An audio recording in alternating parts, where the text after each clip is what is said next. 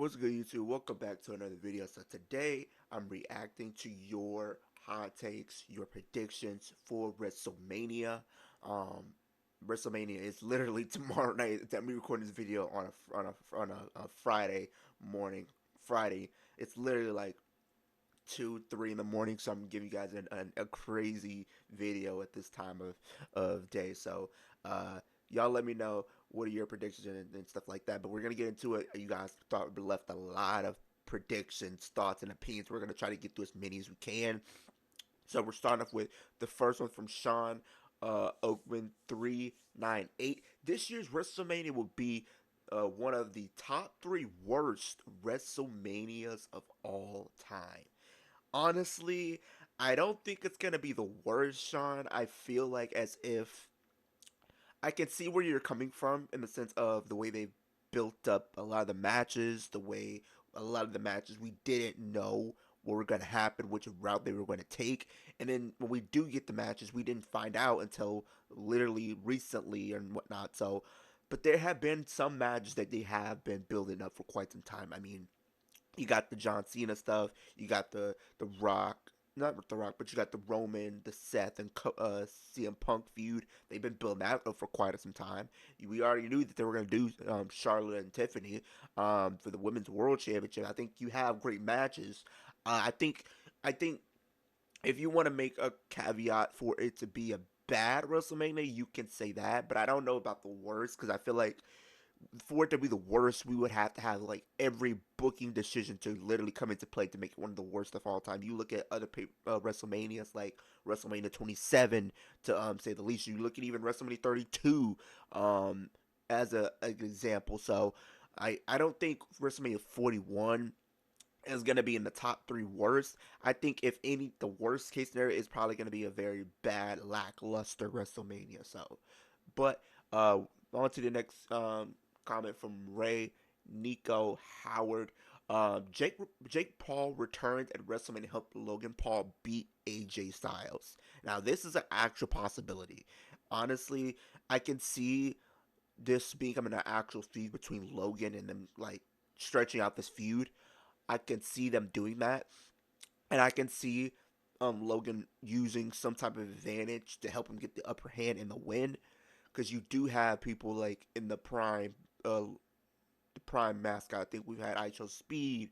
We could be seeing other people be in that costume, and I wouldn't be not be surprised if it is none other than his brother Jake Paul to help him get the win here. So I see that actually happening. I'm not gonna be mad if they were to go that route and have Jake Paul um, be introduced and be used in the match to help Logan Paul get the win. However, I do not want it to be a situation of Travis Scott. When we saw Travis Scott at Elimination Chamber, he kind of went a little bit too overboard, a little bit, and we seen where that would happen. So hopefully that is not the case. The case that we're gonna get. On to the next match from hopefully I'm not pronouncing your name wrong. I'm sorry if I do. Uh, Desiree um says Roman Reigns destroys both CM Punk and Seth Rollins during the match and pins both of them at the same time. So pretty much you're saying this is going to be a WrestleMania 37 type of situation all over again, where Roman pins both Seth and Punk to get the win. Would that be cool? Yes. Should it happen? No.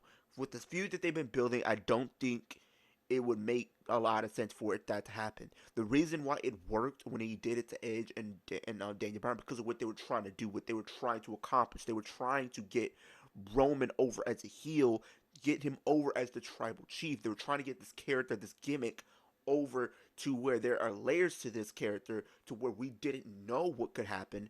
And I think that had to happen to really establish him as this being a new version of Roman Reigns. They had to do that. So I would say that's what we could see happening here.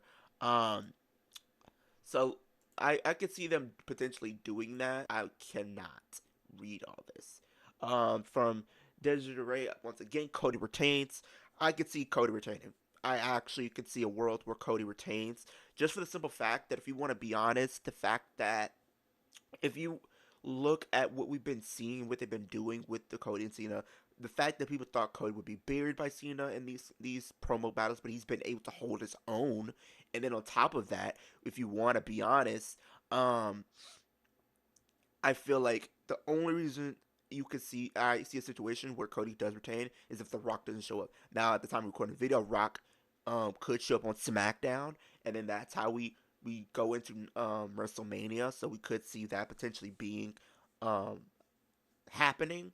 I don't know if it will, but it's definitely a possibility of happening for sure. Um, but the other thing that I think needs to be talked about as far as with Cody is I feel like The Rock is the focal point of this story. He's kind of the a little bit the glue in this feud to bring it together, and he has not been there. So it's really just been Cody Rhodes and John Cena, and John Cena hasn't really been there. So Cody's kind of been the one carrying the feud for the most part on his back. So we will see if that does come to fruition. The next question comes from Jake. WrestleMania, every title has a new champion. Now that would be very, very interesting. This would be a total 180 of WrestleMania 27. The reason why I say it's a full 180 of WrestleMania 27 because if you guys don't know, for those who watch WrestleMania 27, an actual fact for you. At WrestleMania 27, none of the championships at WrestleMania changed hands. Why? Because most of them weren't defended. So that there you go. There's the fact for that. WrestleMania 27, no championships changed hands. This will be a complete 180 of that with every championship changing hands. Now, me personally, do I see every championship changing hands? No, because you still have some championships. You have the SmackDown side of things for the tag titles, which I don't think are gonna be crowned a new champ. I think we're just gonna get a retention there. We still have none other than the women's Intercontinental and U.S. championships. Those aren't being defended. So I think for the most part, you're right, but wrong at the same time. The only reason why I say that because I do think we're gonna get at least a numerous amount of champions. Because I'm gonna make my predictions later on today. Y'all come through the live. I will be live in the next couple hours for my WrestleMania 41 predictions with a very special guest. So y'all tune in for that and we'll make predictions. But for the most part, I do think we will see some new champions being crowned.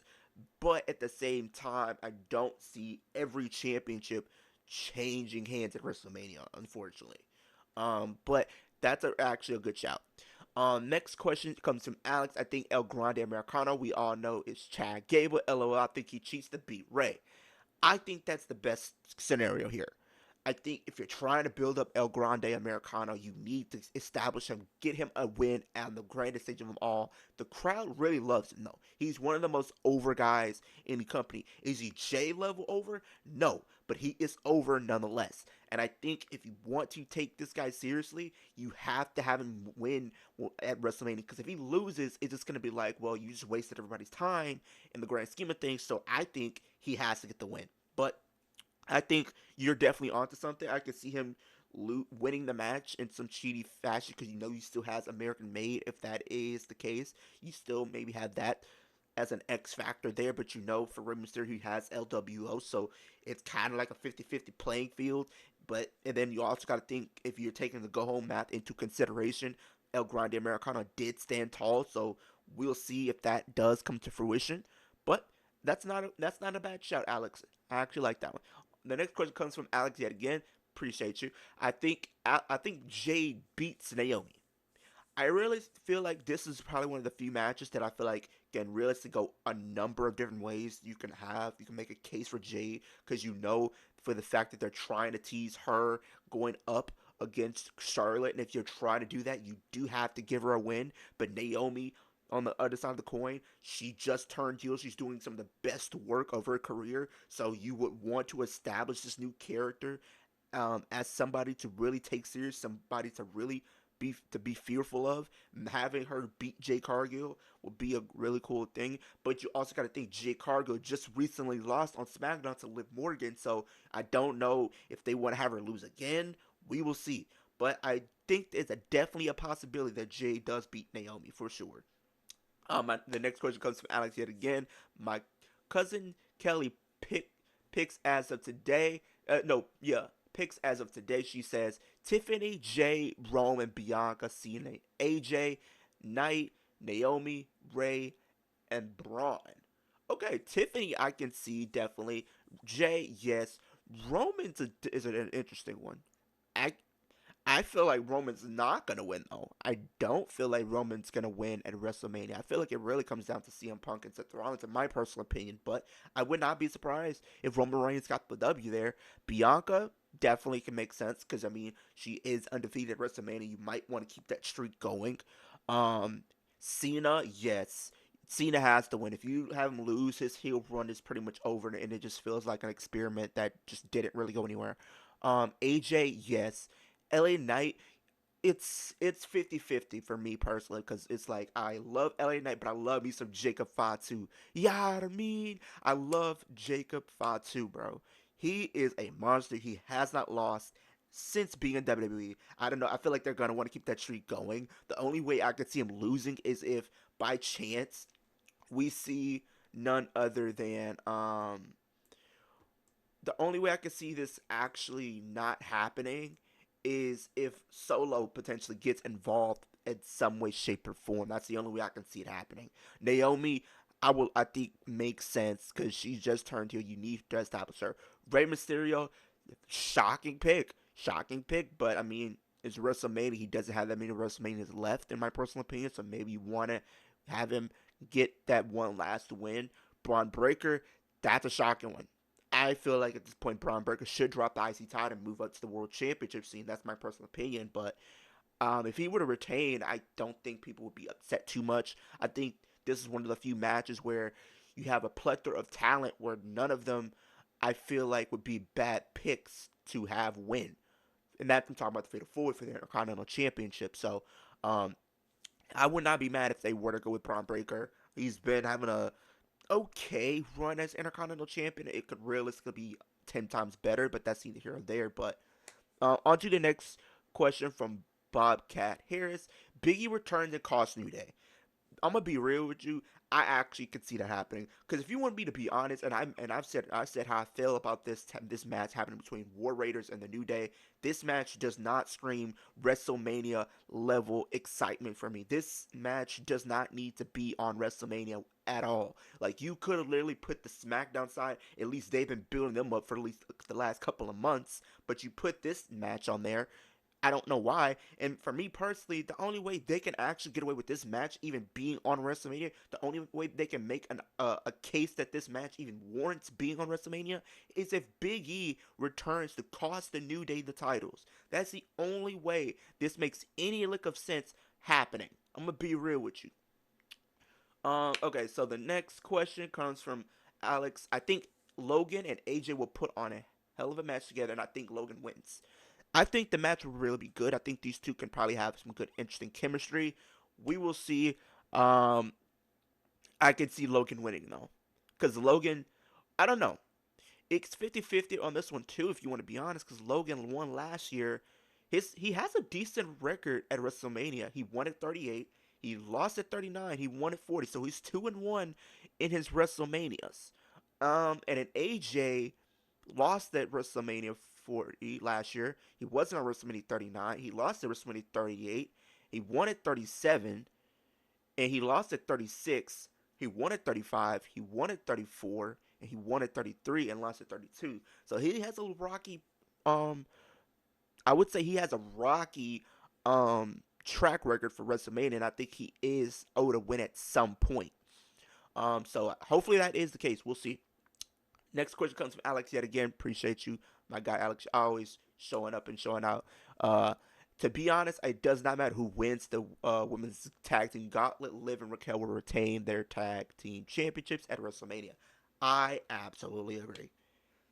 Like if he and when you guys and for people who are watching this, trying to figure out what he's talking about.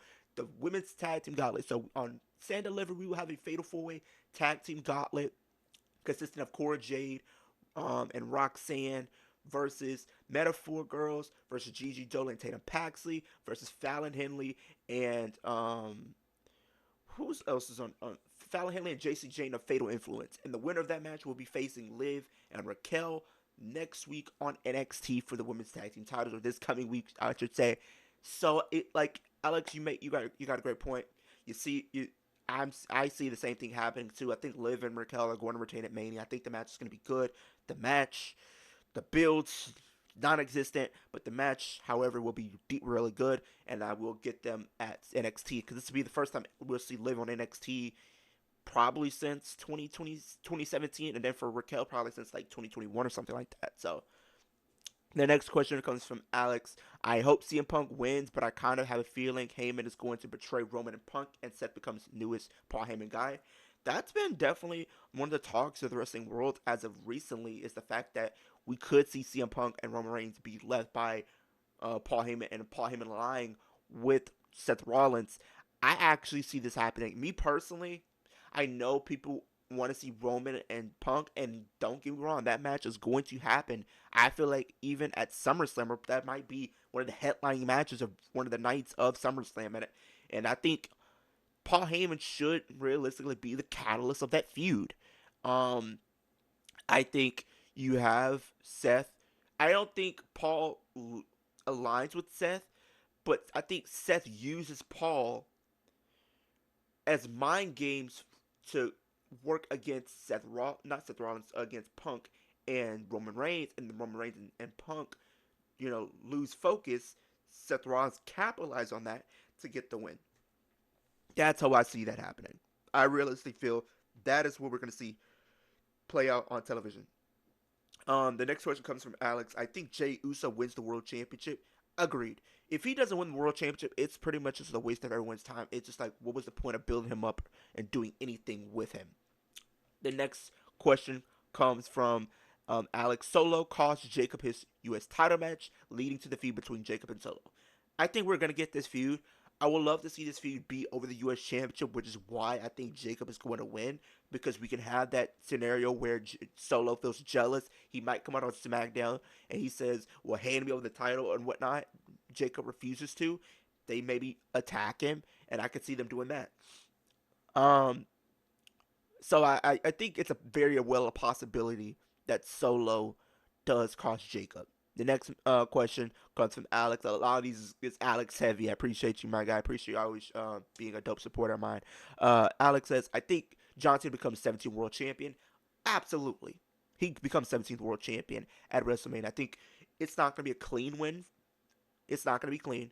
I don't think Cody will lose the title clean. It's going to be shenanigans, but he will lose the championship. Uh, the next question comes from Alex yet again. I want to see Penta become new IC champion, and I would love to see Braun Breaker retain, but I honestly think this is Dominic Mysterio's time to finally win the main roster title. I agree.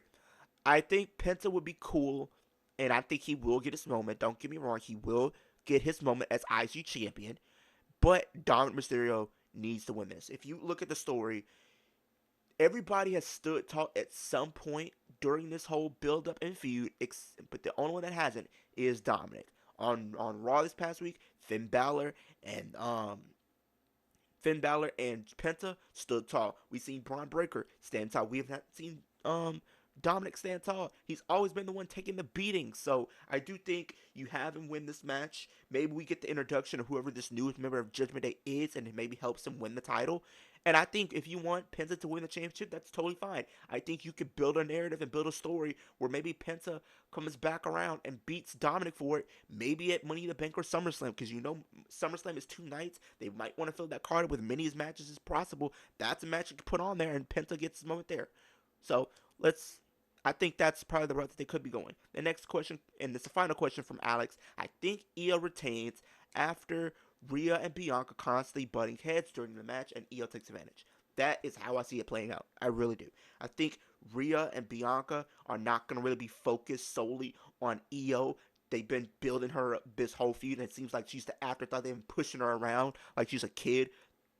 That's going to come back to bite them. She's gonna retain. I think Io retains. You can build whoever Io faces after that, and you can build an actual grudge match that could be non-title. Because I've been saying this for a while. If we're gonna do Rhea and Bianca, those are two of your most over and most popular like talent. Let that feud cook. It does not need the title. The title will feel secondary in a sense because it's like the way you build this feud up. it could be strictly two of the best women to come over from NXT to make waves in the main roster. Who is really the best? That is the feud you build up, and you could do this all through summer, going into SummerSlam if you want to. So that's how I see that playing out. But I think overall, Io should retain. But those are, I see a lot of you guys left a lot of questions. If I wasn't able to get to your question, I'm sorry. I will do my best to get to it the very next time that I do this. I'm going to try to make this a monthly series for every pay-per-view that we do. So you guys leave comments because I will be doing it for Backlash. That it will be coming up in like 2-3 weeks. So y'all stay tuned for that. Um, Road to 2,000. Ultimate goal is 10,000 by the end of 2025. Super kick that like button, Superman punch that post notification bell, and speed the subscribe button. Takes 3 seconds Saturday. Does 3 things for me. Hosting the progression of my channel as well. But with that being said, hope everyone has a great day, great rest of your week, and I'll see you guys in the next video.